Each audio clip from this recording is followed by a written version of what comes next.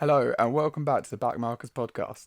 In this episode, we continue our dive into the news surrounding the remaining constructors. If you haven't listened to the previous episode, stop the pod and go back and have a listen to where we think Lewis will re-sign for Mercedes, if Perez will enable Max to be a title challenger, and whether Aston Martin, McLaren, or Alpine will become race winners. But for now, here is our continuation of our 2021 preview. Move on to the biggest disappointment of 2020, Ferrari. Ferrari, yeah. I don't think much is going to change for them. I think, yes, it's great that they've got Sainz and they've got Leclerc. I would say that they've got their future sorted, but Sainz is only going to be there for 3 years because Mick's going to get the call up. Yeah.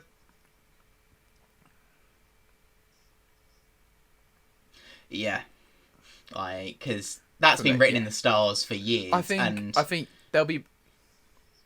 Yeah.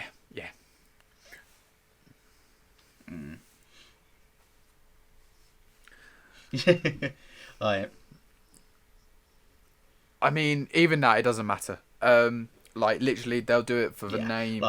He's going to be good. We know that he's going to be good. He's not going to be. I don't think he's going to be great. I was a fan, but I don't think in F2 that he shone as much as he should have. But it doesn't matter. Yeah, he's a consistent driver, not a spectacular one. He's gonna be Leclerc's second. Yeah. To be honest, I think with Formula 2 these days, you've got to come in as a rookie and blow them all away in order to make the step up convincingly. Because, look at Leclerc. He came in, was incredible, and moved up to the Alfa... Well, it was Alfa Romeo when he was there. Yeah, it was Alfa Romeo. I had to think about that. I had to remember when it changed from just Sauber to Alfa Romeo Sauber. But that, you've got to put in those performances to show that you merit, being a long-term star. And whilst Mick, he obviously won the title... And I've followed his career from, Formula 3, Formula 2. He's a very good driver. But I think his best is sort of 8 out of 10. He's not him on his best day is... I don't want to compare him to his father because that's not fair. But, but it's the easiest one to Michael, do, just because Michael's, bad day was an 8 out of 10. Okay, that's a lie. He had some shocking performances over his career. But they were few and far between. He was ruthless, and say what you like about how he took people out or whatever to win titles or whatever. We'll leave that aside. But, when he was on it, he was the fastest man on earth. And the same won't be said about Mick. And the same with Lewis. When Lewis is... Well, on a good day, Lewis is probably the fastest man on earth. Let alone then when Lewis is on it, when he's in a good mood, perfect balance with the car, then he is just unstoppable. I don't see him having that unstoppable streak. Now, that's enough of talking about Mick. Yeah, we kind of jumped the gun there because he's meant to be with Haas, but... We've done because Haas only have one driver this season, so because there we're we not go. talking about the other driver. No. So we've done Haas within Ferrari. Yeah. Carlos Sainz, is it a downgrade going from McLaren to Ferrari? Yes. Yes. That's it's a pretty straightforward question. Now let's look. Who knows look what happens at the in the next era? With the rule changes in 2022, is it a downgrade? I know that no one can know. Nobody can know what is going to happen in 2022 in terms of car performance. But the chances are Ferrari could get back to a decent place. Yeah, I mean that's what I was gonna say. I'd say the benchmark is pretty dang low. The moments of Sebastian Vettel being overtaken by Kimi Raikkonen in the Alfa Romeo were not good for Ferrari whatsoever, were they? Especially even worse, seeing that Ferrari and Alfa Romeo are owned by the Fiat Chrysler Group, and Ferrari get a significant amount more investment from the Fiat Chrysler Group. That can't have looked good for anyone. Nope. But yeah, it's a difficult one. It's a hard one to say whether it's a downgrade. Like for this season, yes, it's a downgrade. He's gonna in my opinion, he's gonna be behind Lando and Ricciardo in most races. Definitely. In probably all qualifying sessions and most races. 2022. There's not much we can say really. Like. It might be an upgrade. It depends on what happens with the engines, to be honest, because Ferrari's biggest weakness is the fact they built a car around their super-powered engine, which obviously they had to adapt because the FIA, they couldn't prove that they had... Yeah, they couldn't prove that it was illegal, but it wasn't legal. It was sort of in that in-between of, okay, we can't prove you've broken the rules, but we can make a pretty fair assumption. And so that's why this year's car was so bad, that they had focused on making a car that was great through corners. It didn't matter if didn't matter about the extra drag, because their engine was I think it was about 15 or 17 brake horsepower. It had more horsepower than the Mercedes one. I'm trying to say that I didn't word it particularly well, but it was the best engine, and obviously then they get set back to probably being the worst engine on the grid. And now this also links to AlphaTauri next and goes back to Red Bull, with Honda pulling out the sport. Obviously Red Bull are calling for an engine freeze, and Binotto and Ferrari are refusing to go along with this because, well, at least some of the proposals, because they need to continue developing that engine. Yeah, why would they agree to freeze? Exactly. The worst engine that they've had in years. Exactly. And they... just for the benefit of Red Bull and AlphaTauri. Yeah. And they're saying that the only way they would agree... in my opinion. Rightly so, in my opinion. They're saying the only way they would agree is if the freeze came in either at the end of 2021 or the end of 2022 to give them enough time and enough development points, or whatever the token credit, whatever the system is, enough time I think you'll find it's FIFA points. Yes, yeah. Especially with EA owning Codemasters now, it's those you got to pay to win. They've got to have the time to catch up, and I think that, to be honest, they will be happy if they catch up with Renault, in this engine formula. And if they get to Renault's level and they decide, you know what, okay, we'll agree to a freeze, fair enough. But I guess this all comes back to saying, is it a downgrade for Sainz? It depends on what that engine does. But also, it depends on what the plans for the future are, because if he stayed at McLaren, who was going to replace him at McLaren? Long term. Who was going to replace Sainz at McLaren in the long term? There wasn't anyone. Right. There's no... McLaren don't have a driver academy. No. They focus on individual drivers like Lewis Hamilton, like Lando. They put all of their eggs on Lando. Who takes that second seat? When Daniel Ricciardo decides to lead the sport, who takes that seat? Obviously, down the line we'll see. Yeah, I think it's quite clear that we will have Lando Norris and Lance Stroll as teammates. I mean, no, to be fair, an outside bet for this, Nicholas Latifi, his dad does own part of the team. Yeah, if he makes the development he needs to, when we come to Williams, we can kind of discuss the fact that it's kind of hard to judge him when the car is that terrible and he's against a generational talent. Yep. But I mean, that's my point though. If it's I just tapped my microphone, so sorry. That's going to be a nice noise to buff out. Don't worry, we'll all tap it, Luke. It's fine. But we'll just make it horrible for Brad to edit. But the point being that thank you, boys. If it's stayed at McLaren, that's his long-term future. Whereas Ferrari, his seat has a sell-by date until basically Mick's being sent to Haas to stay there till he's ready. And if he's not ready, he'll probably still get the seat. But if they decide, you know what, he's not ready, we're not going to give it to him, there's Callum Ilott waiting in the wings. There's Schwartzman waiting in the wings. Ferrari have got so many young drivers that can come through. Don't forget about Giovinazzi. About Giovinazzi. To be fair, he could probably feel a bit aggrieved with the situation. He's a decent driver. He's cheap. You know, he could have put his name into the hat, but it was never going to really happen. But like, yeah, it's a difficult one because Sainz has gone to that team knowing 2-3 years maximum, unless he somehow wins 3 world titles, which he's not going to because that car is barely good enough for podiums. Leclerc did such a good job last season to get the absolute maximum out, and to be honest, that was a more impressive season for Leclerc than his season at Alpha or his first season at Ferrari. Because yes, last season, 2019, there were victories and dominant performances, but like Bahrain Grand Prix that was heartbreaking when his engine stopped working. Like, he was amazing there, but last season those performances, and he was so consistent in a dog of a car.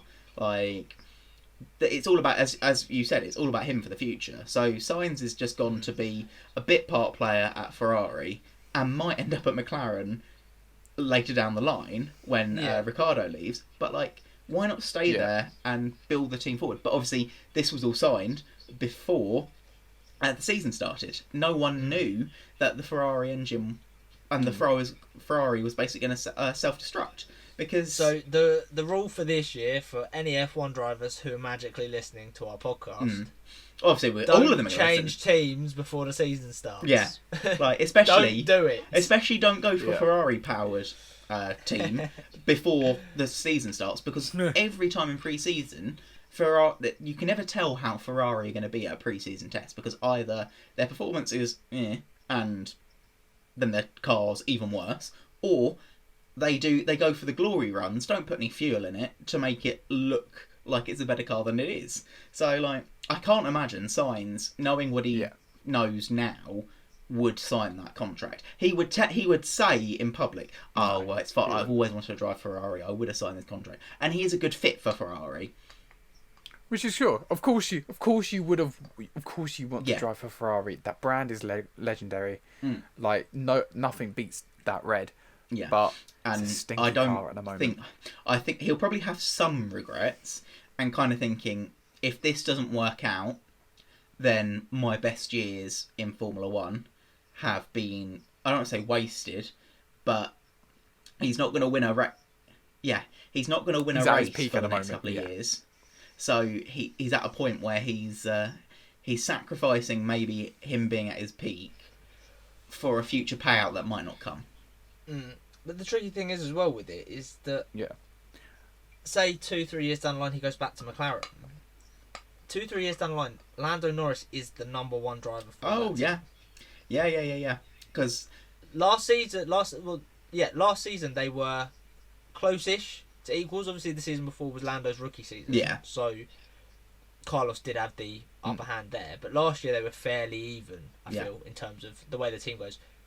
He comes back to the team. He is behind Lando in the pecking order. Definitely, yeah. Like they're not building towards Carlos Sainz winning the championship. No, like they want Lando is their guy. That's ambitious anyway, but that's got to be McLaren's game plan right now. Like even with Ricciardo there, Ricciardo's a brilliant driver, but he's not staying there long term.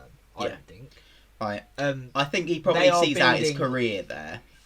Yeah, but McLaren are building to try and win Lando the championship. That is their aim. That has to be their aim. With what they've done with the young driver program, putting all their eggs into his basket. Yeah, definitely. I've now got an image in my head of Lando holding a basket and Zach Brown just putting eggs in it. I don't know why, but whatever gets you through, my man. Like... Right.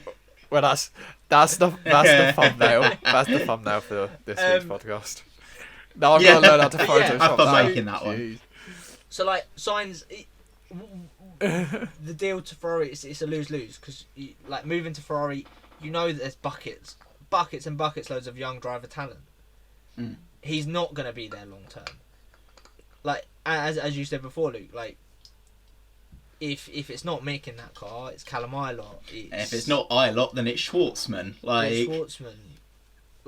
And then I'm sure there are plenty of others in the young driver program that I'm unaware of that are currently sat in Formula 3.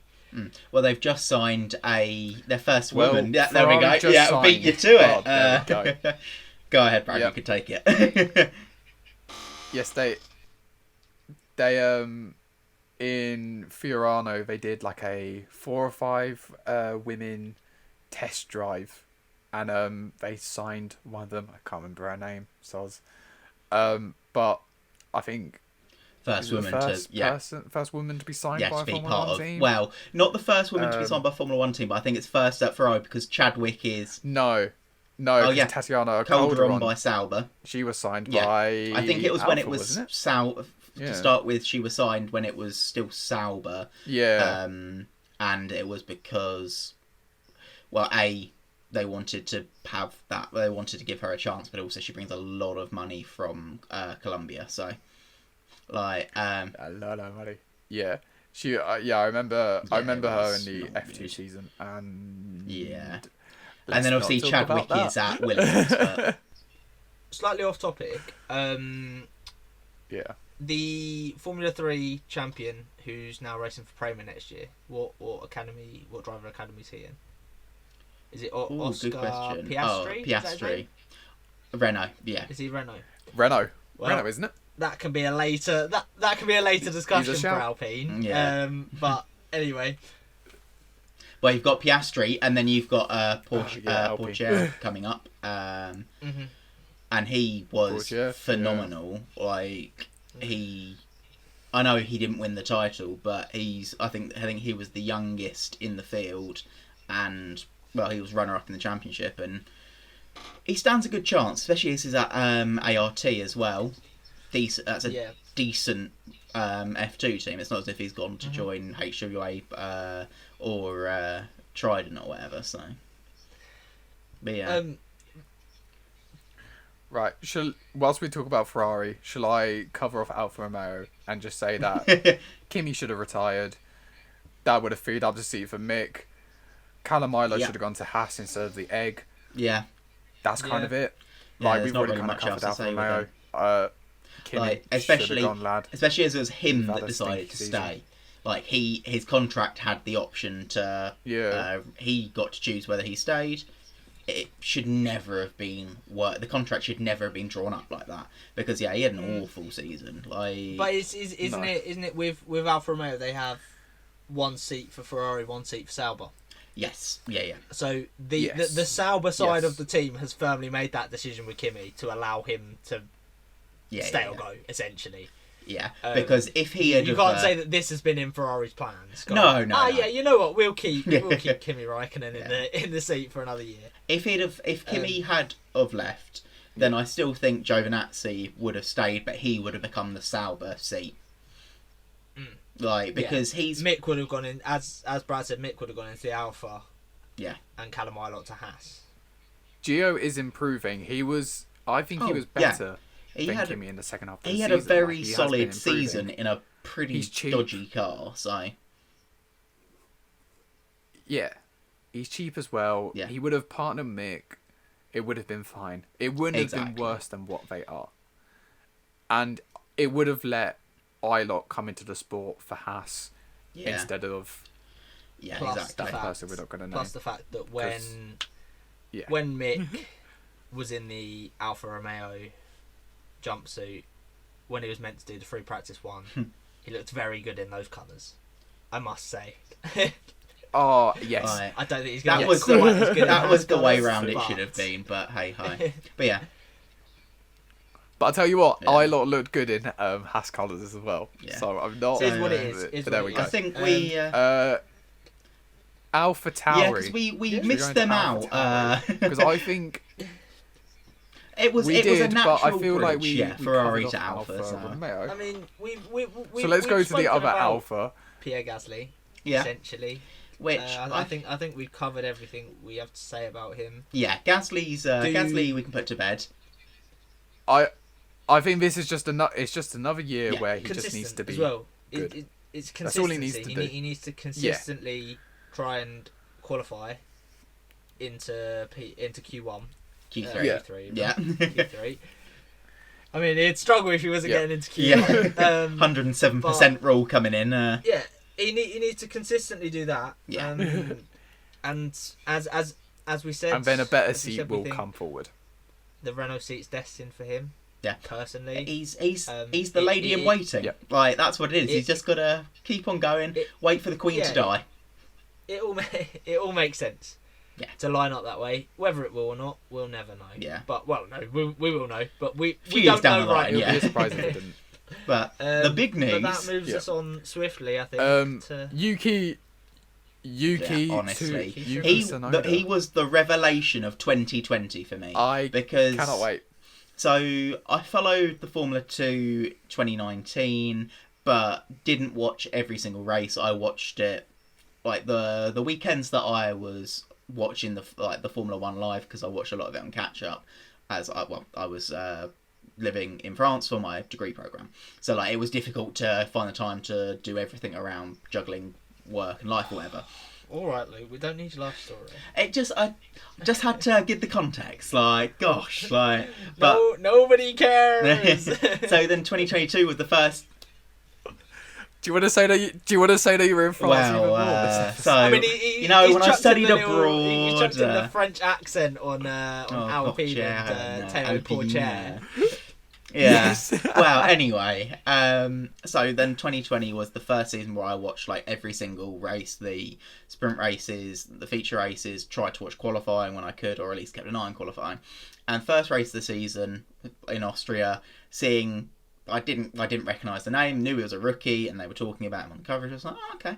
And then I can't remember if it was Austria or Styria where he where wet race.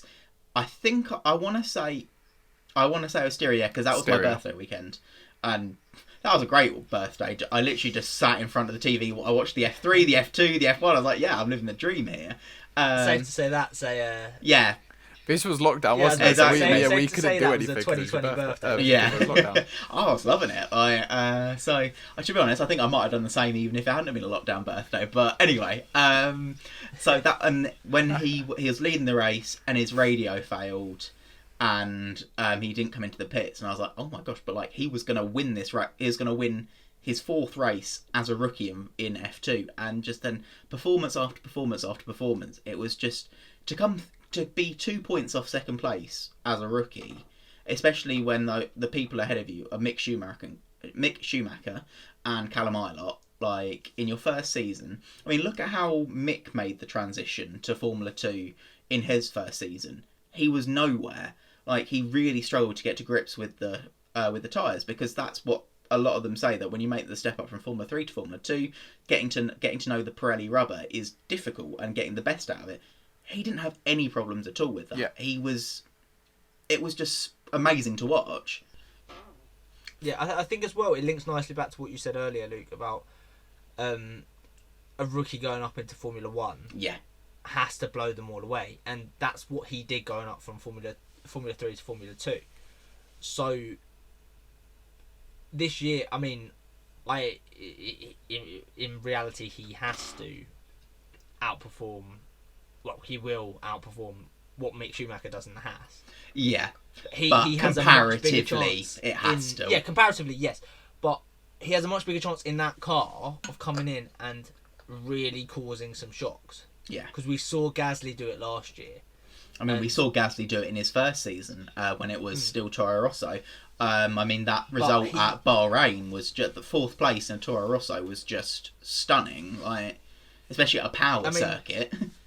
And the most important thing is he's got his pedal extenders on the car. Well, yes, seeing as he's a short king. It's world champion material. He will a very lift small the trophy man. when he wins the title for Red Bull.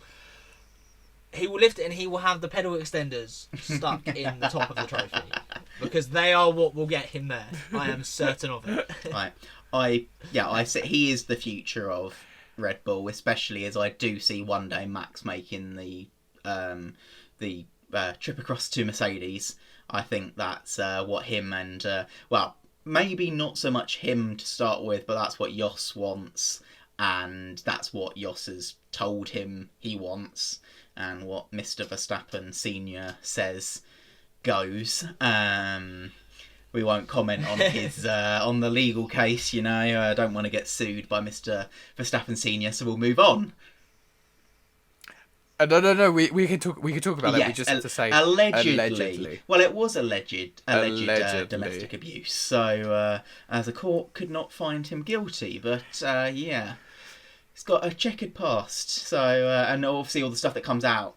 Yeah, allegedly, all of the stuff, sort of the alleged emotional manipulation and stuff of his son. But yeah, that's without knowing the ins and outs, we can't really make too much of a comment. But allegedly, he's not a nice piece of work. Allegedly, but yeah. So Yuki Tsunoda.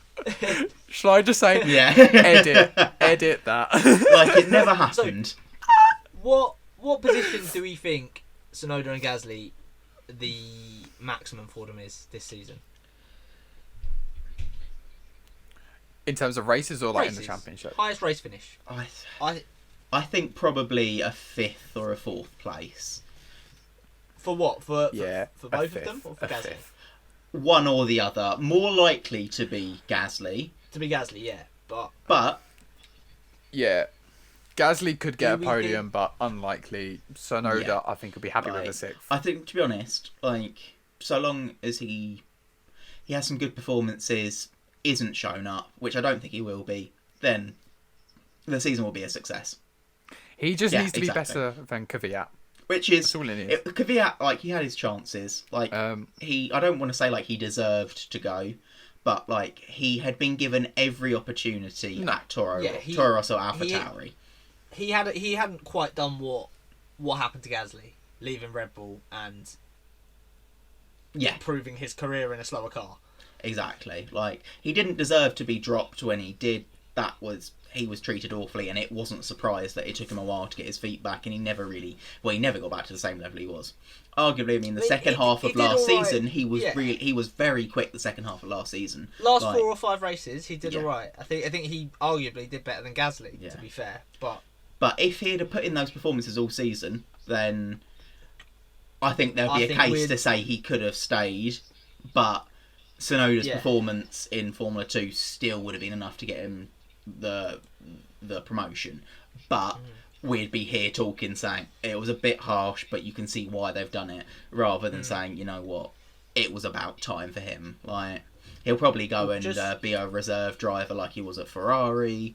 Obviously, I know that Callum Ilot's taking that role this season, but like there'll be a team, even if it might even end up being Mercedes, like because Mercedes have got an army of test drivers and simulator an army of 10 drivers. Reserve drivers, but none of them race over George Russell. Can you imagine if it had been Anthony Davidson they called up? Like, well, he's your simulator driver, we'll put him in the car.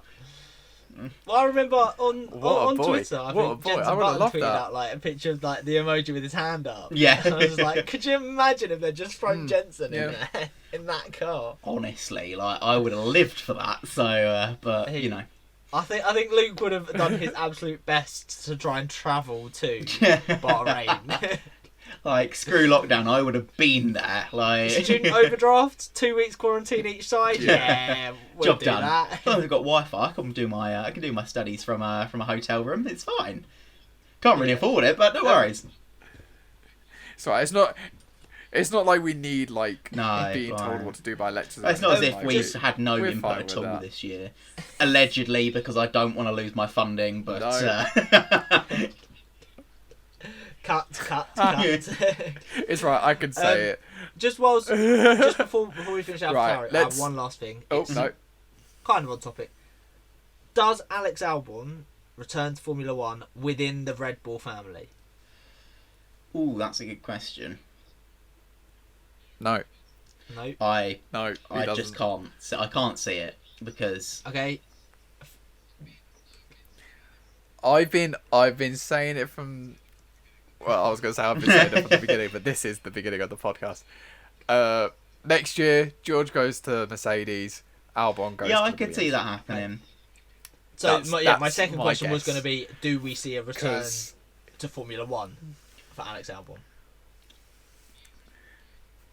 He is too good not to be. And I know he hasn't really shown it, but in F2...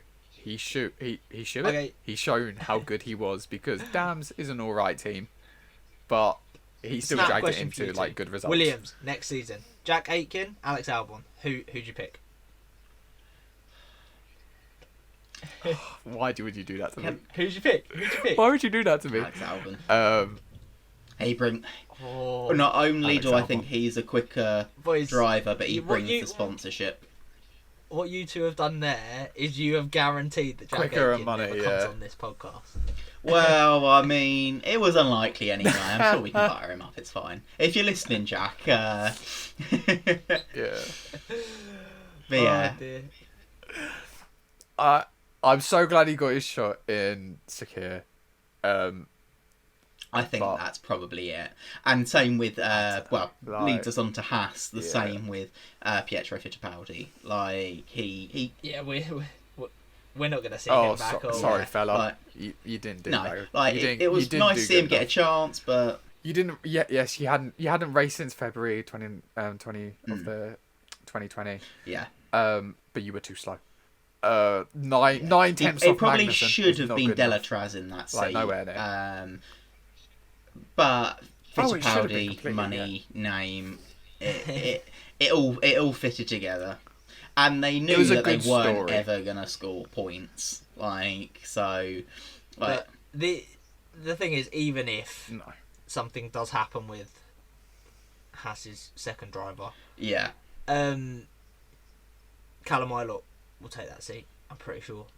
Yeah, because Ferrari can provide the money that's necessary, like, for Callum to take that extra seat. Money to Haas and get a solid driver. Also because the Ferrari-Haas partnership is strengthening, because obviously with the budget cap coming in, Ferrari can't have as many staff, and so rather than just laying people off, they're creating there's going to be a Haas Ferrari factory in Haas are moving to Italy, aren't they? Yeah, so this is the factory I'm talking about. Yeah, they're having their Ferrari are gonna basically create this factory for them, send them the staff that they would have to lay off, and there's going to be a closer technical partnership, which is kind of the start. I don't want to say the start of them being the B team, but I think, to be honest, that Ferrari were hedging their bets, because I know it was very unlikely that Sauber were going to get cut ties with Ferrari and say no to being Alfa Romeo. But there was a chance, because they were investigating the possibility of taking a Renault power supply and being Sauber Renault and going back to Sauber. So I feel like Ferrari thought, well, Haas, they use our parts, they're not going anywhere, we'll give them the staff. It just made sense. And obviously, it's going to be Alfa Romeo Sauber for the next, I think it's to 2025 or something like that. So that's all fine, and they continue to provide help and pay for Gio to be in that seat. But it just made sense to do that, and it's probably the only thing that makes sense about Haas at the moment. I am absolutely in love with the fact that we've spoken about Haas for a lot longer than I thought we would, and we have spoken about Mick Schumacher. Yeah. We have spoken about Pietro Fittipaldi. We've spoken about Louis Delatraz. And we've spoken about Ferrari. Yeah. And there's no that needs speaking about. Yeah, there's no nothing else that needs speaking about. Exactly. So, we will finally move on to the Williams team. Williams. Let's keep Williams short and sweet. Jensen Button's back. Will they get a point? Williams will improve this season. Yeah. I mean, they will get a point. They will get a point. I'm sure of that. I think George Russell will get a point. Yeah. George should have... Georgie boy. Yeah, he's getting in. I think George will get about 3 or 4.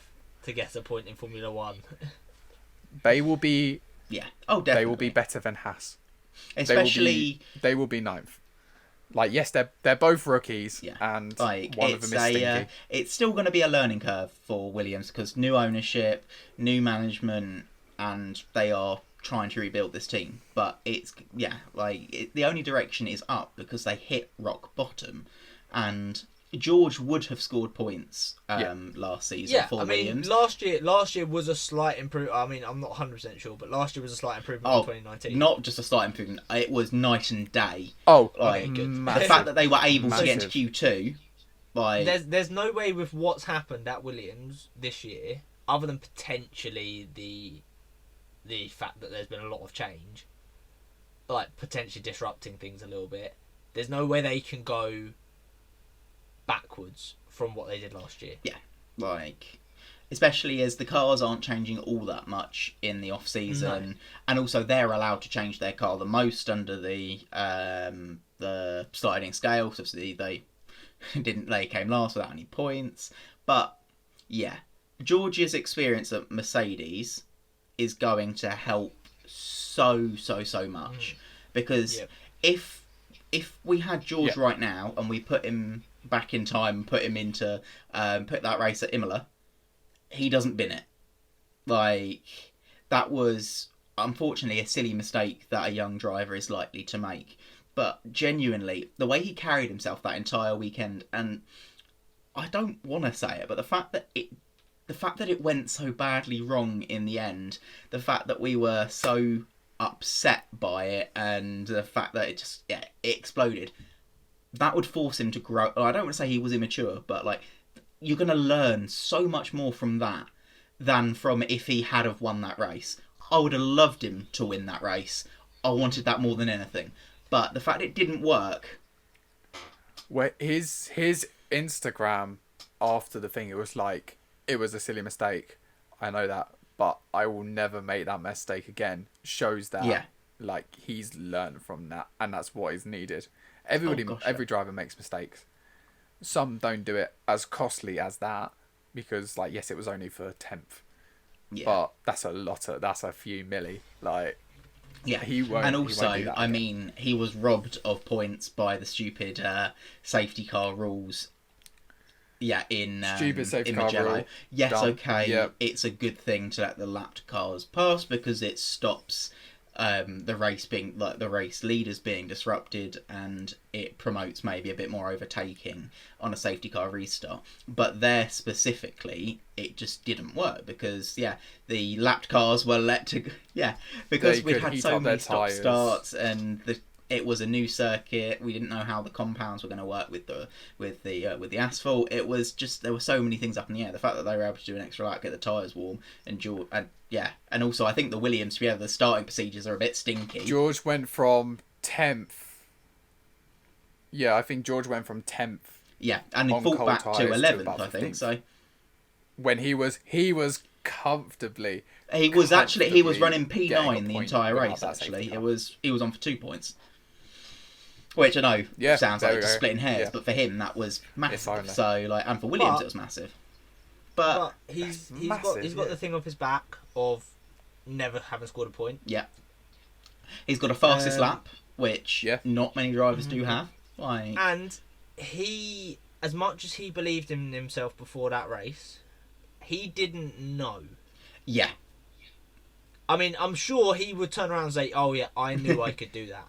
I don't doubt that in the slightest. I know he, like him being who he is, he would have had the self-confidence in himself to go, I can be a world champion. But he now knows categorically he can win races in Formula 1 when he has the right car. And there's not going to be anyone saying that he can't as well, which is another big thing. No one can turn around and say George Russell can't win a race in Formula 1. Yeah, right. They can't say, I know he didn't win a race, but he should have. Yeah. And the only reason he didn't win that race was the team. Yeah.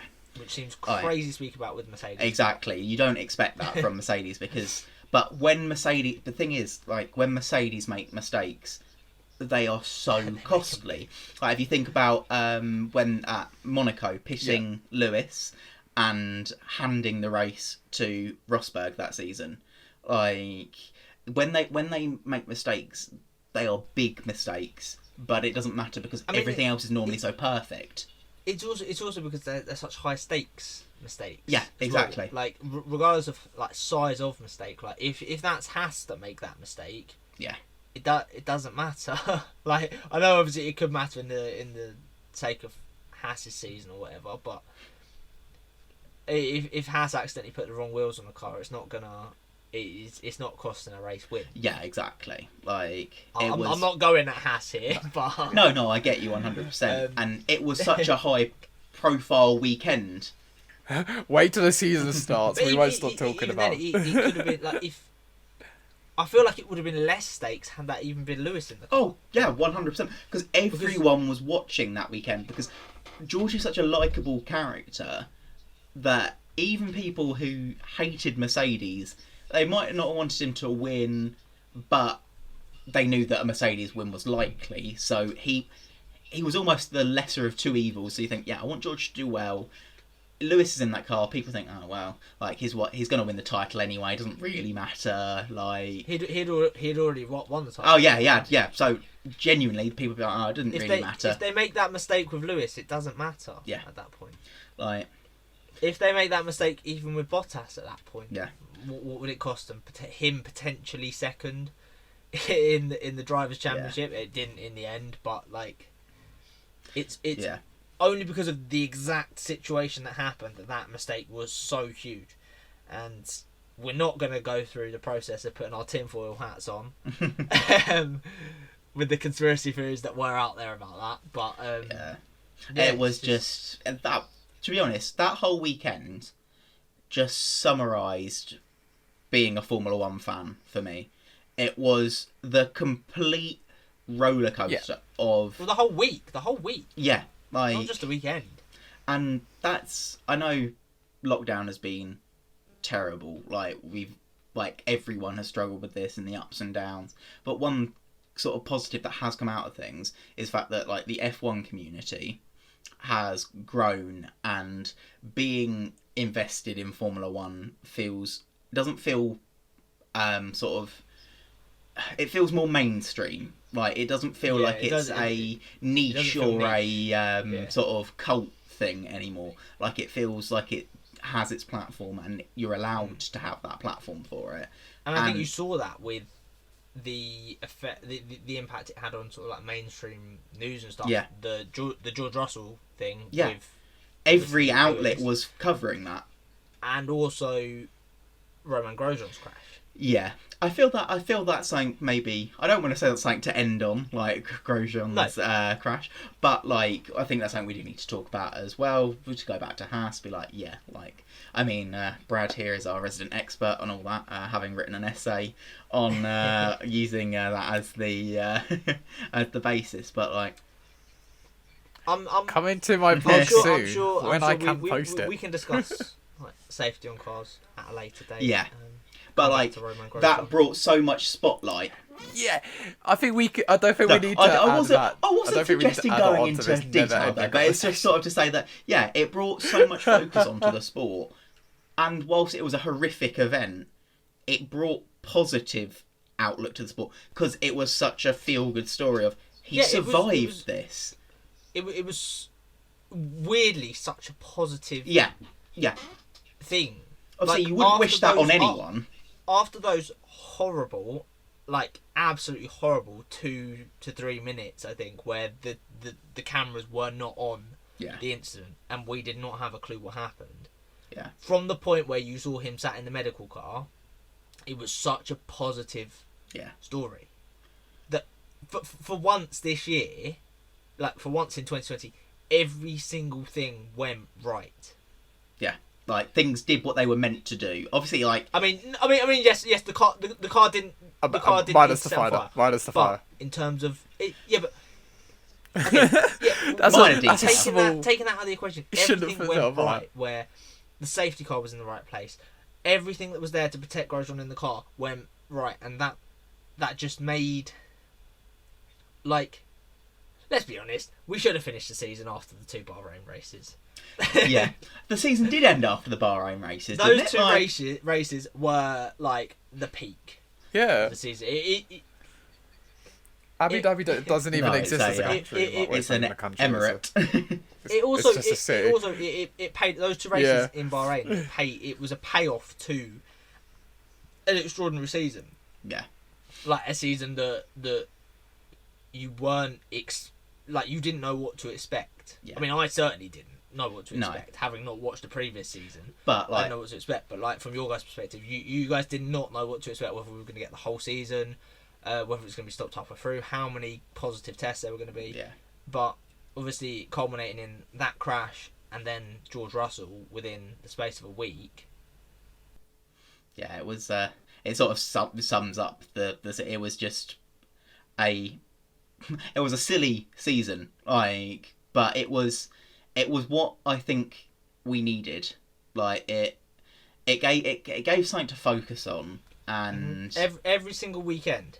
Like well, not every weekend, because obviously the weekends it was. Well, to be honest, it was nearly every weekend because they had to pack so many races into.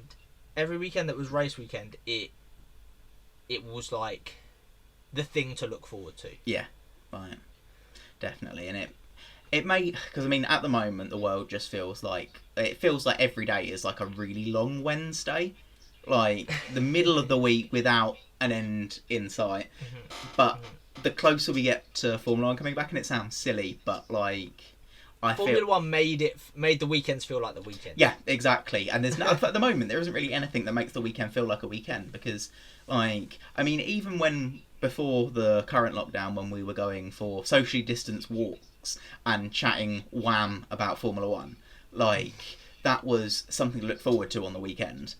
Can't do that anymore. Like, and there's not. Football is on every single day, basically, at the moment. Football. The thing with football, I don't want to get into football like on this, but football doesn't feel special. I mean, this is a ramble. Yeah, it's just sort of perfunctory, really. You watch it because it's on. There is a match on every single day.